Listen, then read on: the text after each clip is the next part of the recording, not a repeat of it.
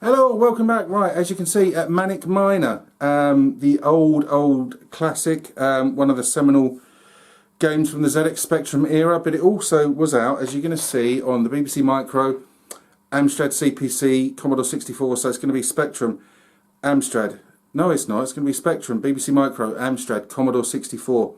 It did come out on other versions, released initially by Bug-Byte and then Software Projects, written by Matthew Smith, and it's the forerunner to Jet Set Willy. Of course, if you didn't know that, then wow. I was never a huge fan of the game back in the day, but it has its fans. I always found it quite difficult. My brother used to be able to get quite far in it. I could get to about screen 4 or 5, and I'll be lucky if I manage to equal that in any of these playthroughs.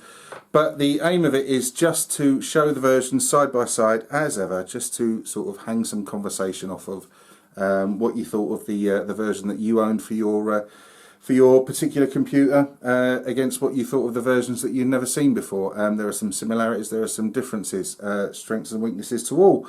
So, without further ado, let's go into it. Right, as I said, Spectrum, BBC, Amstrad, Commodore 64. Let's go. Hello, welcome back. Right, bloody hell, turn that down. Here we are, starting at the start. ZX Spectrum version of Manic Miner by Matthew Smith. Released initially by Bug-Byte and Software Projects. Eventually re-released it afterwards. Right, QW left and right space jump. Let's get into it. Everyone knows Manic Miner, or everyone should. Now, first things first, very first thing that I've learned, I've recorded all these segments in an arse about face kind of way. And when I was playing the Amstrad version, I discovered that if you pressed enter whilst you were playing the game, you could turn the sound off. And it appears you can do that in the Spectrum version. 30 odd years I've been playing this, and I never knew that.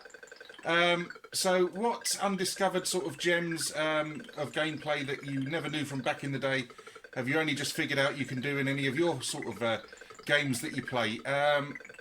Death Wish 3, I only just sort of last year realised that when you're inside the buildings, if you stand underneath a window and press W, you get a kind of first-person view out onto the street, and you can gun people down from inside buildings. Never ever knew it. It is, of course, written in the instructions, but you know me. Right, so Spectrum Manic Miner, yeah. You'll hear me say this quite a bit. It's not my favourite game of all time, but you have to sort of appreciate its place, if you like, in sort of history, what it sort of signifies, what it kick-started, really. Like I've said, it's not my favourite game ever, nor do I consider it one of the best games ever. But it is certainly for the Spectrum era, one of the most sort of iconic. And and I'm no good at it. We'll see how far I can get. It won't be very far. Oh, look at that, skills! Have that, Mr. Penguin. I've only got one life left, so I'm not going to be able to make that last very long. Yeah, never much copied it. My brother was very good at it. I wasn't. I still aren't. Sorry. But yeah, it's playable enough. I just found it really tricky. I could never sort of work out what to do, etc. And once I had worked out what to do, I couldn't work out the sort of intricacies of where you had to stand to jump, or get the timings right between sort of the movement patterns of the baddies, if you like, if you want to call them that. Cock. But yeah, so what's your memories of Manic Miner? Did you ever manage to complete it? Skills to you if you did, because I think this is way sort of beyond my abilities. And Jet Set Willy as well, I never ever managed to get anywhere in that game. That bloody banyan tree level, I'm sure you know what I mean. But yeah, I mean, it's always had really sort of like nice, smooth graphics. You know, there's never been anything wrong with the way it sort of looks or anything. Yep, I think I've cocked it up. I should have got that key over at the right hand side. That's dead. Right, let's just have sort of one more go at it. Yeah, the iconic Monty Python style boot that comes and squishes you at the end does so in Jet Set Willy as well. Right, let's go into it. Now the music repeats. Like I say, I never knew that you could turn it off. Godsend for some people that would have been because, you know, on the Spectrum version it's not annoying, but some people might find it so.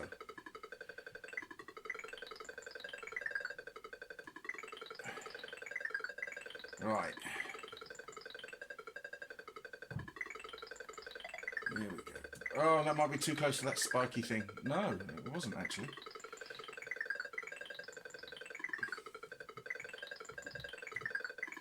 Now there are, of course, for the Willy games, numerous mods and sort of fan-made tribute versions for it, innumerable. I've never played any of them. Are any of them worth playing? Here we go, in the cold room. Get the ice lollies.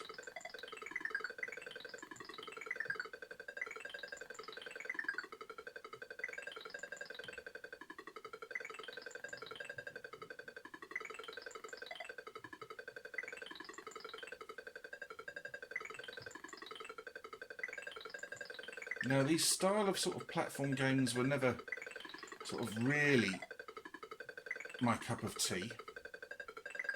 I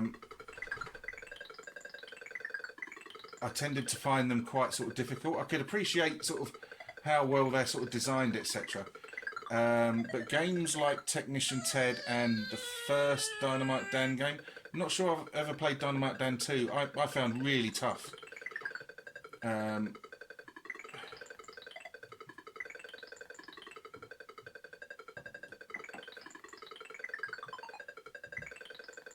And I just couldn't get anywhere in them. Particularly Technician Ted. I mean, that's crazy difficult, that game is.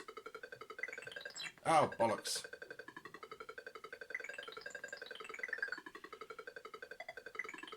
But yeah, even sort of 35 years later, this is still a nice looking little game.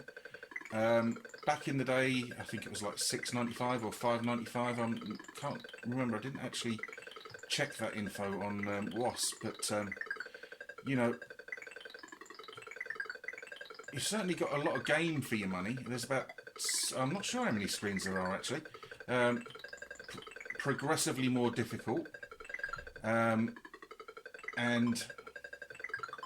you know, there are people who have seen the end of it. This person is not one of them. I just could never grab it.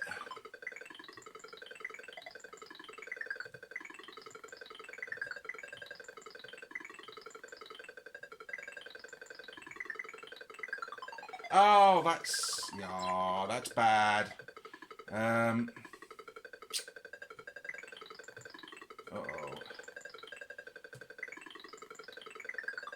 So you see, you have across the, I should really have explained all this at the start. You've got air and air sort of meter there, acts as your sort of time limit. Deed again, acts as your time limit. The quicker you complete the game, the more air you have, the better score you get at the end of each level. Right, that was Manic Miner for the Spectrum. So now we're going to look at BBC Micro, Amstrad CPC 464, and then we're going to have a look at the Commodore 64 version, bringing up the rear. Okay, let's move on. Hello, right, welcome back, and now this is the BBC Micro version of Manic Miner from Software Projects. Same as ever, please, BBC Micro owners, shout up with your memories of this game. And the other people that aren't BBC Micro owners, but owned the Amstrad Commodore or Spectrum, what you think of this compared to the versions that you had on your particular one. Right, let's get into it. This was written by DJ Coathube. You got the famous dancing text there.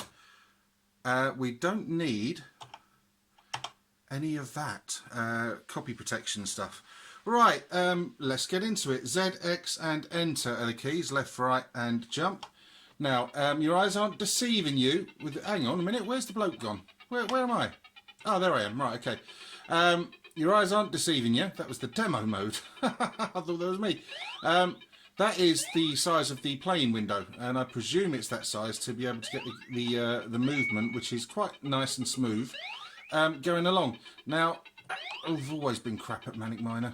Don't know how far I'm going to get you. Now, what you can't particularly see quite well, too well, is the fact how yellow the Manic Miner character, Miner Willie, and that little big nose fella are in comparison to what it actually is in the game. They are actually sort of quite jaundiced in tone. But I thought I was going to land on that bush, but no. Oof.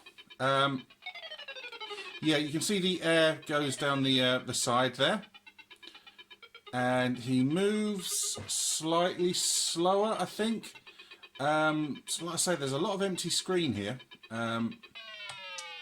but it's playing all right. Now, I'm not you guessed it, I'm not the greatest Manic Miner player in the world. It's not a game I poured significant amounts of time into, neither this or Jet Set Willy. I did play them a bit, but yeah, they were never anything I could get on with too well. And although they were difficult, they are nowhere near nowhere near as difficult as Technician Ted. If you ever played that on the Spectrum, my God, that game is stupidly hard. Now, I think I've only ever got to about screen 4 on Manic Miner, and I'm up to screen 3 already, which is where it's all going to start to go wrong. It has on these practices. Right. Now, I jump there and get that key. But yeah, it's not playing too bad.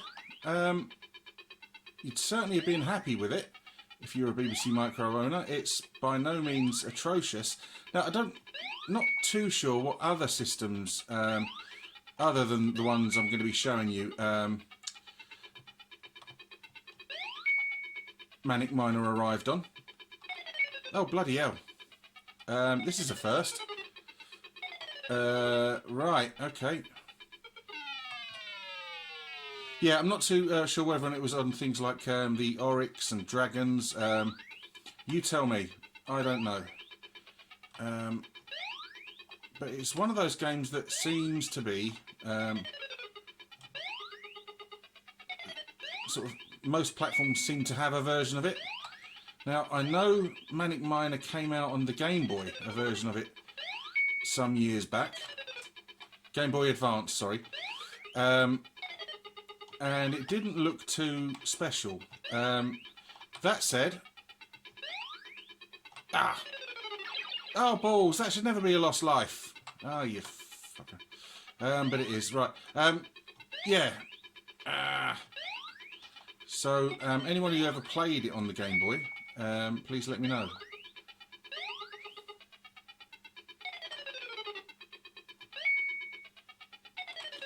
Ooh.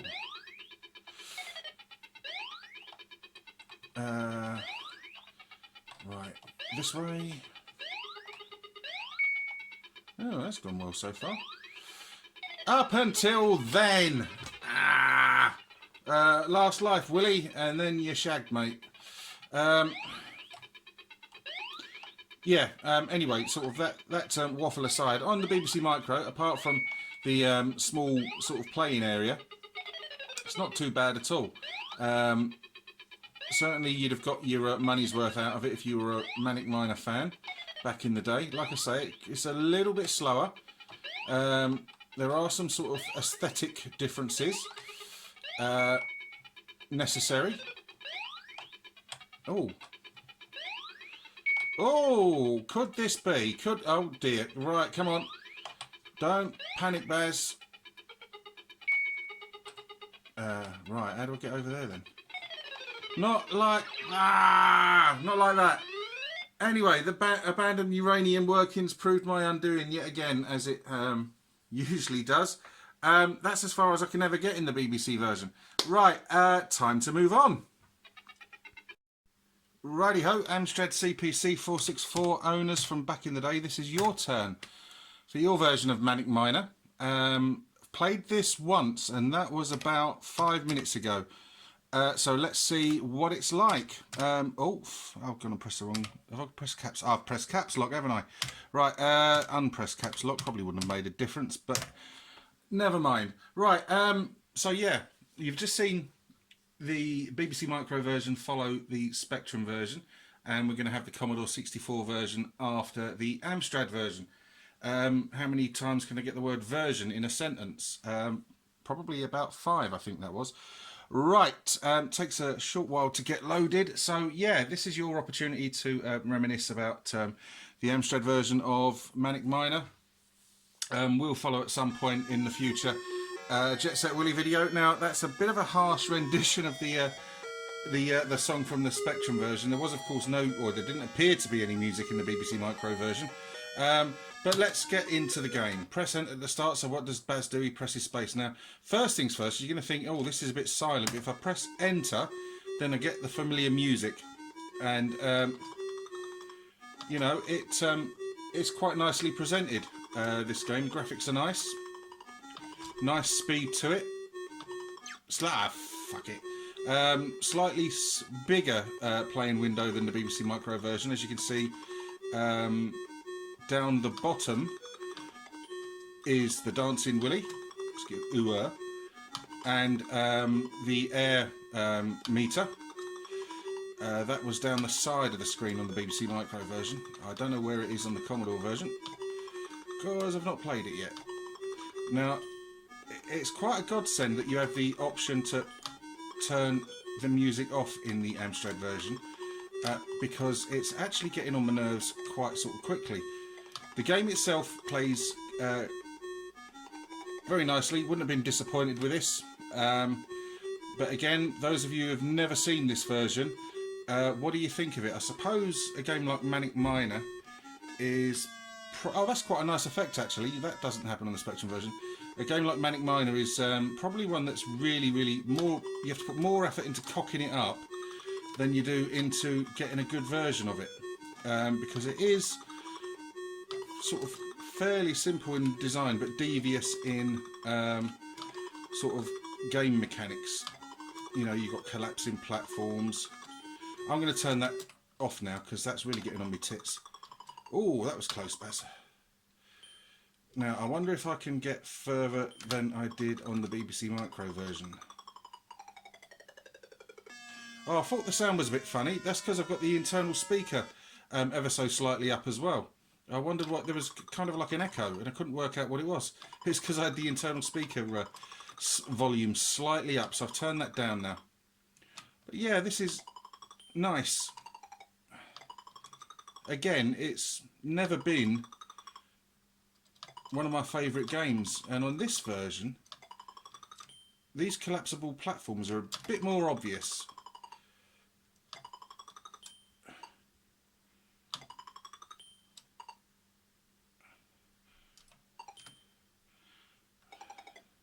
Right, yes, your muscle memory's back, Baz. And it's all going to go to shit here. Right. Let's see, come on, let's see if you can do it. How far did you get, Amstrad owners, into Amstrad Manic Miner? Ah, right, I didn't... Ah, you fuck nugget. Oh, I think I've worked the way out. Better balls it right up. Yeah, oh, come on. No more dancing willies at the bottom.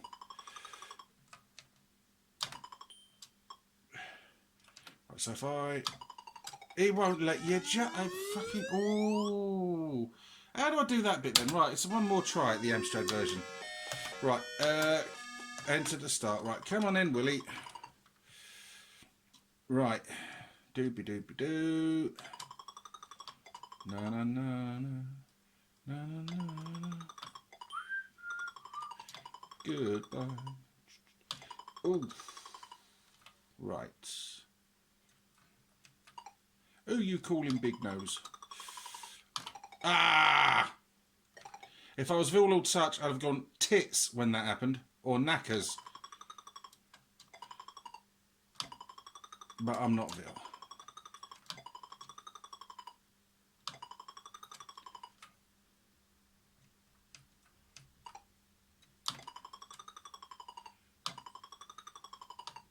Right.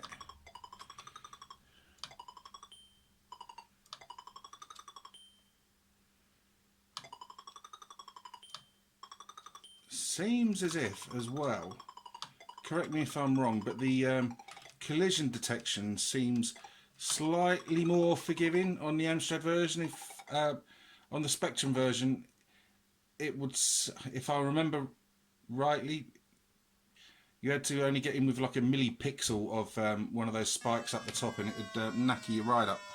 But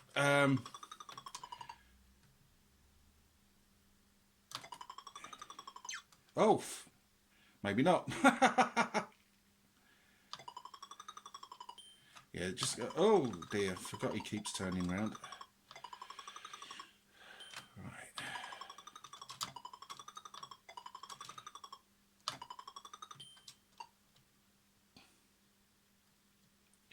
Come on.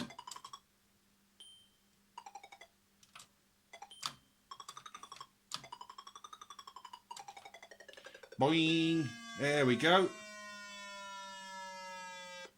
Right, let's try this one once more. I've only got one Willy. How many Willy gags can you get into a Manic Miner video? Probably thousands.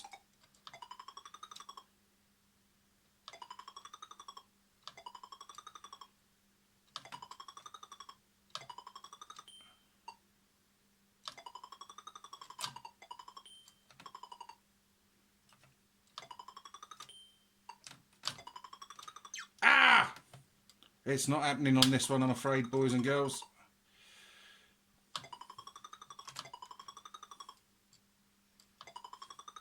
Oh shit! I didn't do that. Oh, bugger it. Oh, let's just commit Harry Willy. Right, yeah, there we go. Manic Miner on the Amstrad. Just a very, very quick look at that.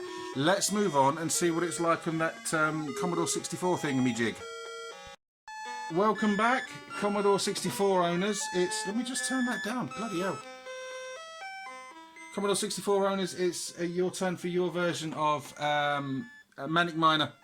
Forgot what the game was there, even though it's staring at me in the face. Right, let's see what it's like. Oh, bloody hell, knock the tripod. Let's see what it's like on this computer. Let's turn it up a bit. Right, okay.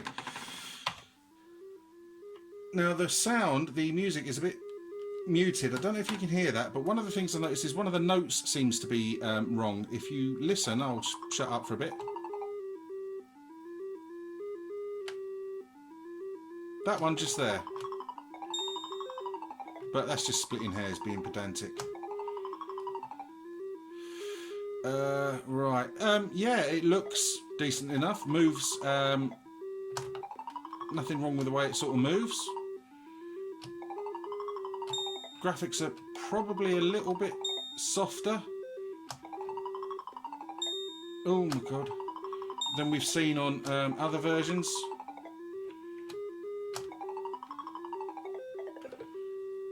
By that I mean they seem a little fuzzier. That might just be to do with the connection I've got into the telly though. So I'm not going to pay too much attention to that. When I knocked the camera I messed it right up there, didn't I? Come on, round a bit, round a bit. I want giving you all motion sickness. I'll just leave it like that, you can see what's going on.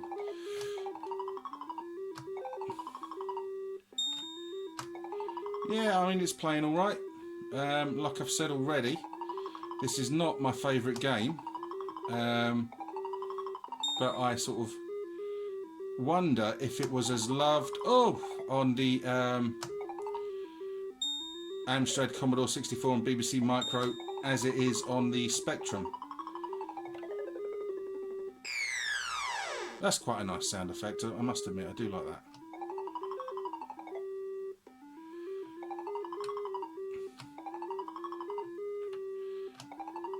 But yeah, seems alright. Commodore 64 fans, were you big into the Minor Willy games, like these platform games? Or the fact that it was a Spectrum conversion, a sort of mean it didn't get to... Oh, it's going to kill me. Oh, you cock! Oh, sorry. Yeah, was the series of games particularly popular on the 64? Come on.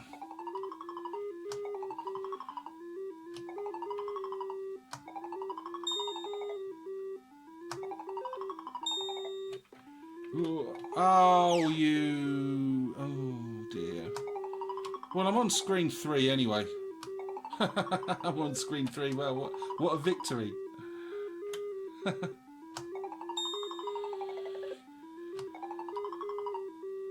seems alright, but the music sounds really, really strange in comparison to the Spectrum version.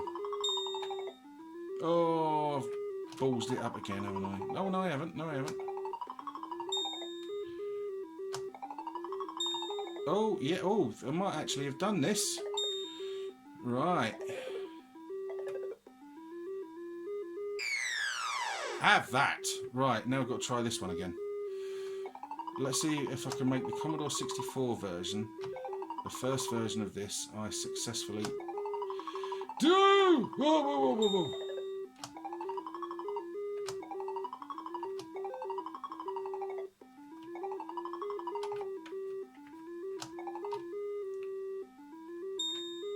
Now, what do I do here?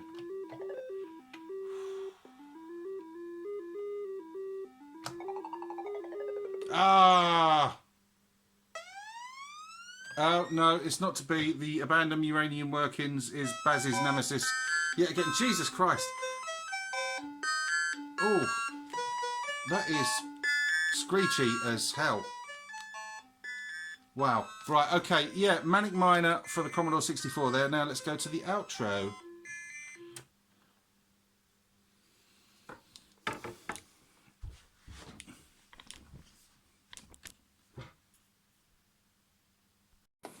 Okay, welcome back. Right, there we had it. We've just finished with the Commodore 64 version.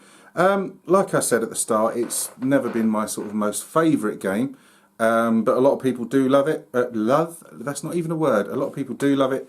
A lot of people do loathe it. Let me know which camp you sort of fall into. You know, as I said before as well, it's got its place in Spectrum computing history. Made a star out of its programmer Matthew Smith. Spectrum version, yeah, it's the version we all know and love, the one that I'm sort of most familiar with. Like I say, I mean, there's nothing sort of like terribly wrong with it. It just, to me, is a really, really difficult game. And I was surprised how the BBC Micro version sort of fared.